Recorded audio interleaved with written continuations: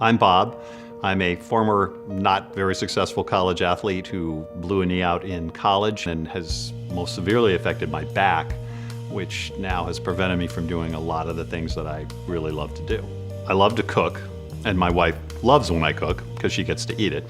But one of the problems I have with my back is I would literally, even just standing for a period of time, my back would really start just sort of seizing up, and I would have to stop. Well, I mean, trying something that's not a drug is really good because opioids scare me, and quite frankly, I mean, they sort of mask it, but they don't really get rid of the pain.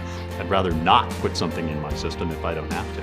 Oska Pulse has really helped me in just finishing the longer recipes where you have to stand and prep and then cook. And those things were a real problem before, where I'd have to sit down and take a rest. Now I can just stay on my feet the whole time.